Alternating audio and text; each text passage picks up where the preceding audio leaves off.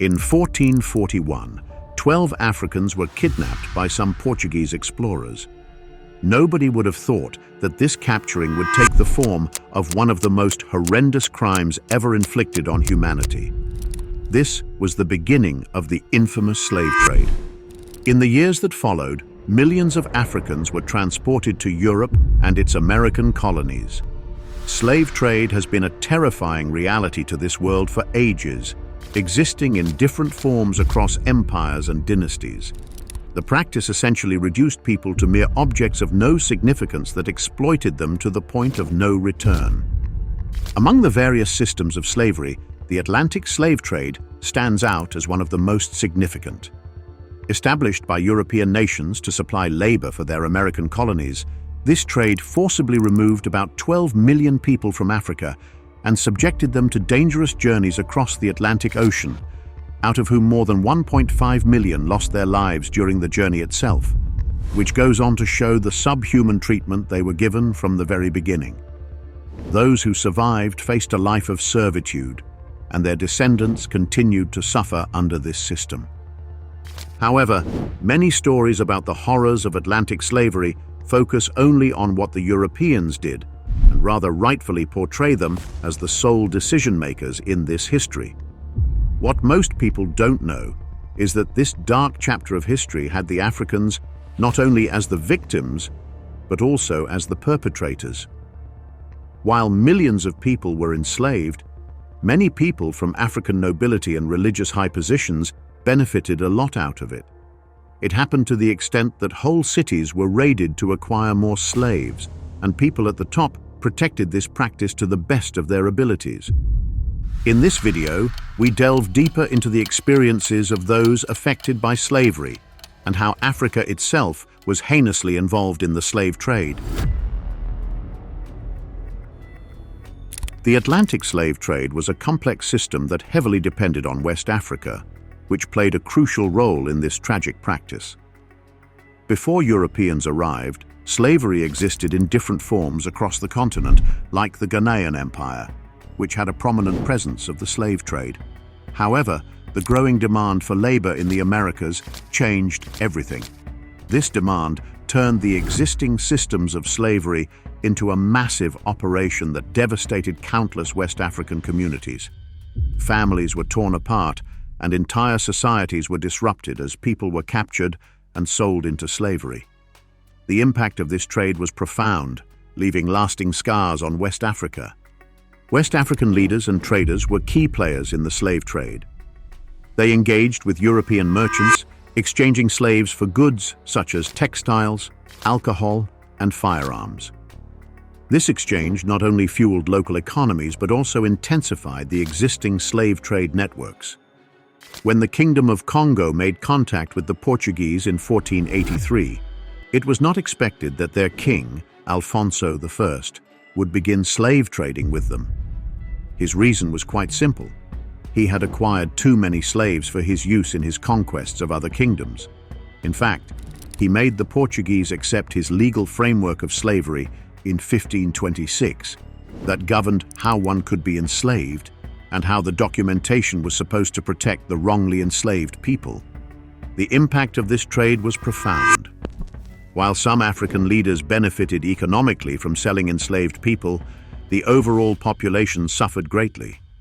The loss of millions of individuals created demographic shifts that affected families and communities. As European demand for enslaved labor grew, West Africa became a crucial source for plantation owners in the Americas. By the 18th century, British ships were transporting vast numbers of Africans across the Atlantic, with West African ports becoming central to this trade. The triangular trade route established between Europe, Africa, and the Americas ensured that ships returned loaded with goods produced by enslaved labor, further entrenching the cycle of exploitation. But how did West Africa become a hub for this heinous humanity crime? The Ghana Empire, which thrived from around 300 to 1200 CE, was one of the earliest powerful states in West Africa. It was strategically located along trade routes that connected sub-Saharan Africa to the Mediterranean world. The empire's wealth was primarily derived from gold and salt trade, making it a significant player in regional commerce. Within the Ghana Empire, slavery was a reality where individuals could find themselves enslaved due to warfare, debt, or as punishment for crimes. Enslaved people were employed in a variety of roles, from agricultural labor to domestic service. For the elite, owning slaves was more than just a means of labor. It was a symbol of status, showcasing their wealth and power in society. As the empire expanded, so did its reliance on slave labor. Following the decline of Ghana, the Mali Empire emerged around 1235 CE under the leadership of Sundiata Keita. This empire became renowned for its wealth, particularly during the reign of Mansa Musa, 1312 to 1337 CE, who is often cited as one of history's richest individuals. Mansa Musa's famous pilgrimage to Mecca in 1324 showcased Mali's immense wealth and solidified its position as a cultural and economic powerhouse.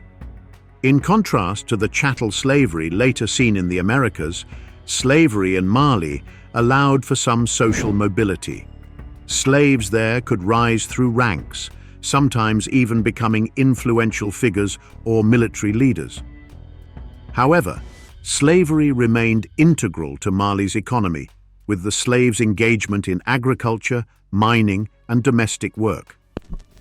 The Trans-Saharan slave trade primarily flourished during this period as Malians traded slaves with North African states in exchange for goods such as textiles and horses.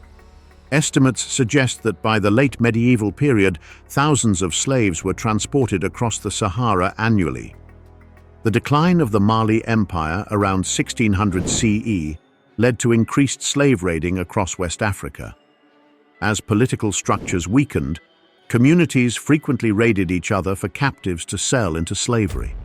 This resulted in significant demographic changes and social upheaval throughout the region.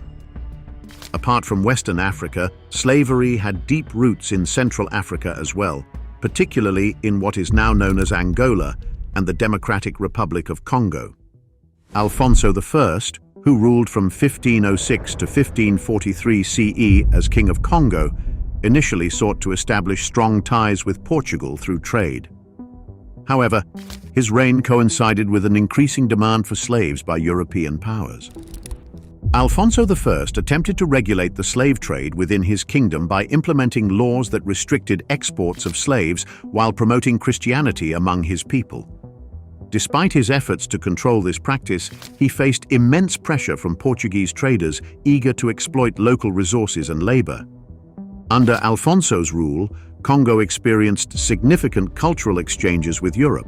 However, this also led to increased internal conflict as rival factions vied for control over slave trading routes. To combat this, Alfonso issued decrees in 1526 aimed at regulating the trade. He established a board to oversee the legality of enslavement and insisted that no free Congolese could be sold into slavery.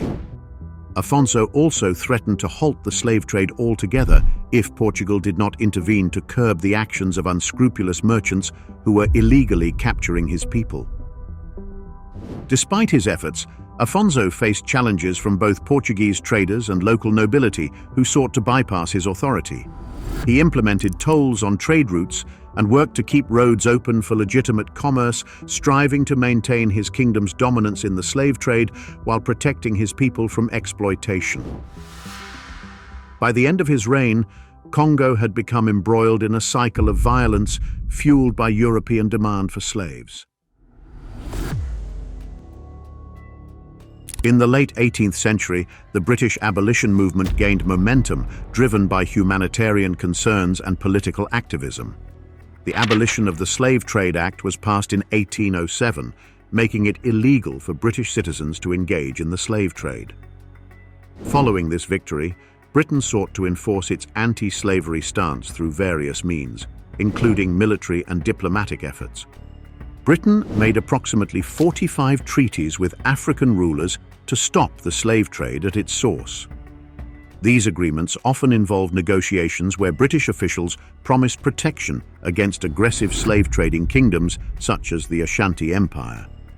In some cases, African leaders were compensated for their cooperation in ending the trade. For example, in 1840, the British negotiated with King Gezo of Dahomey, who had been a significant supplier of slaves. Although Gezo initially resisted, he eventually agreed to limit the trade under pressure from British naval forces and diplomatic negotiations. This marked a shift as African leaders began to recognize the changing tides of international opinion regarding slavery. In addition to treaties, Britain employed military action to suppress the slave trade. The West Africa Squadron, established in 1808, patrolled West African waters and intercepted illegal slave ships. Between 1820 and 1870, Royal Navy patrols captured over 1,600 vessels and freed around 150,000 Africans destined for slavery. British Foreign Secretary Lord Palmerston ordered the seizure of Portuguese slave ships in 1839, while his successor declared Brazilian slavers as pirates open for capture in 1845. These actions were part of a broader strategy to end slavery globally. While Britain led anti-slavery efforts, other European nations also played roles in this movement. France abolished slavery in its colonies in 1794, but reinstated it under Napoleon until 1848. Portugal took early steps toward abolition, with a bill issued on February 12, 1761, but did not fully abolish slavery in its colonies until later. The Ottoman Empire also abolished the slave trade from Africa in 1847 under British pressure. These collective efforts indicate a growing recognition among European powers of the need to address slavery. Abolitionists across Europe and North America organized campaigns that included public lectures and boycotts of products made with slave labor.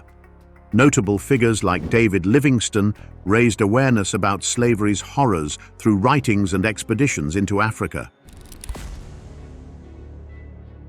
West African empires like Ghana and Mali, while complicit in the slave trade, also faced immense challenges as European powers sought to reshape their societies. The British abolishment movement, marked by treaties with African leaders and naval interventions, represented a critical turning point in this painful chapter. The legacy of slavery continues to influence African communities today, affecting how we understand issues of race, identity, and fairness. Recognizing this history helps us see how the past impacts the present and future, highlighting the importance of addressing these ongoing challenges.